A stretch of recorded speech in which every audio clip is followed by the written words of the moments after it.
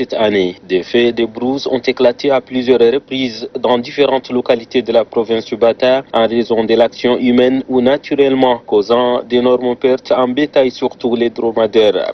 Informé de la situation, le ministre de l'Élevage et des Productions animales, Ahmad Mohamed Bachir, est venu évaluer les dégâts, recenser les besoins des éleveurs et connaître avec exactitude les localités les plus touchées. À Djeddah, chef-lieu du département de Wadi Rimé, le ministre Ahmad Mohamed Bachir a remis une assistance composée de vivres et de produits vétérinaires offerts par la Confédération des organisations professionnelles des éleveurs du Tchad au profit des victimes des derniers incendies. En remettant ces dons, le ministre a averti tous ceux qui provoquent délibérément un incendie que la loi suivra son cours.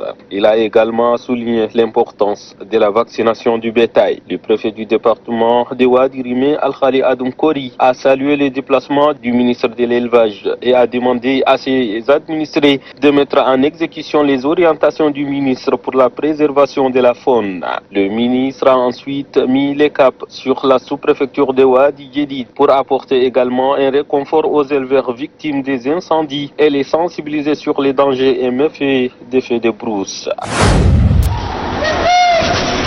On peut affirmer que les prochains jours, le ciment va être sur le marché du Tchad. Comme l'affirme le directeur général, l'unité industrielle de la cimenterie de Baouré s'active pour relancer ses activités de production. C'est dans ce cadre que le gouverneur Hassan Salim a décidé d'y effectuer une visite.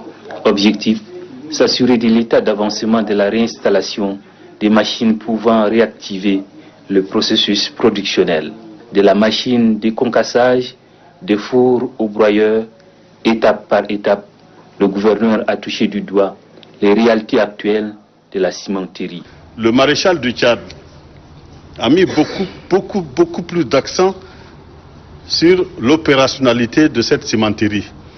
Il a parlé à la population du Maï-Kibi Ouest et celle du Tchad en général, parce qu'il avait même dit que d'ici janvier, il faut que cette cimenterie soit opérationnelle. Et que le ciment, qui est aujourd'hui à 8 000, va être subventionné pour être à 5 000. Pour parvenir au redémarrage effectif de l'usine et lui permettant de tourner à plein régime, l'équipe dirigeante a récupéré tous les biens de l'usine qui étaient entre les mains des particuliers. Par l'entremise du ministère de l'Agriculture, a mis au total 67 tracteurs au profit des producteurs du Moyen Chari. Pour traduire les directives reçues du maréchal lors de son passage à Sarre, Djiber Younous est descendu sur le terrain pour constater l'effectivité de la rétrocession de ces tracteurs, mais c'est le contraire d'après le premier magistrat du Moyen Chari. Le gouverneur s'est enflammé contre les chefs des secteurs de la NADER pour la mauvaise gestion des pièces de rechange et la mauvaise maintenance de ces équipements qui ont coûté l'État tchadien. Le ministère doit nécessairement prendre ses responsabilités et mettre un peu de sérieux dans ce tracteur-là. C'est vrai que le maréchal du Tchad a instruit le ministère a encore attribué d'autres tracteurs à la population, mais je pense que cette façon de faire ne donnera pas un résultat. Djiber Younous a donné un délai d'1 semaine aux responsables de la NADER des 3 départements pour déposer les justificatifs par rapport aux 27 tracteurs dépiécés. La mission de l'Académie de l'Ouest, conduite par le professeur Mohamed Barka, a pour objectif de faire l'état des lieux de la rentrée scolaire 2020-2021 dans la province de Chari-Bagrimi. À Massenia, la délégation a fait un tour dans les différents établissements primaires, secondaires et l'école normale d'instituteurs. Entre autres difficultés relevées figure l'insuffisance du corps enseignant due à la désertion des postes, le faible taux de scolarisation et des problèmes administratifs. Les académies d'éducation nationale ont été mises en place par rapport au décret 860 2014 ou 2014. Chaque académie est un pôle d'organisation, d'exécution, d'encadrement et de suivi des activités des différents démembrements du système éducatif, du préscolaire jusqu'au supérieur en passant par les primaires, les moyens et les secondaires. Selon les responsables de ces établissements, les parents d'élèves justifient l'absence de leurs enfants par les travaux champêtres.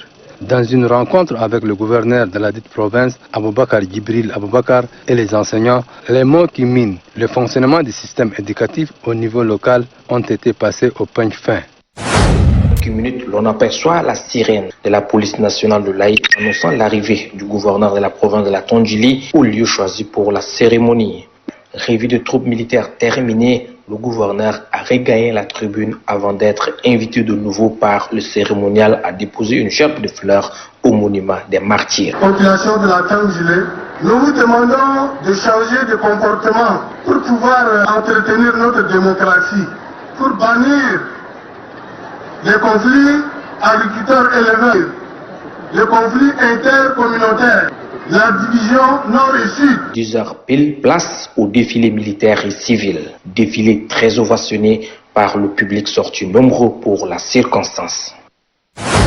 Ce 30e anniversaire a été célébré ce vendredi matin 4 décembre par une cérémonie de prise d'armes organisée à la place de l'indépendance de la ville d'Amtiman en présence des autorités civiles, militaires, chefs coutumiers et une masse populaire venue pour agrémenter cet événement. C'est à 9h que le gouverneur du Salamat, le général Yambay Massira Abel, est accueilli par le commandant de la zone de défense numéro 10, le colonel Daoud Mohamed Sandal Itno. Après le passage en revue des troupes, la cérémonie marquant cette journée a commencé par le gerbe de fleurs déposé sur le monument aux morts par le gouverneur. Après quoi intervient le défilé militaire où ont pris part les éléments de la Légion de gendarmerie numéro 21, ceux de la zone de défense et de sécurité numéro 10, le groupement de la garde nationale et nomade du Tchad et ceux de la police nationale. Le défilé de ces différents détachements s'est déroulé sous les vives ovations de la population présente pour la circonstance.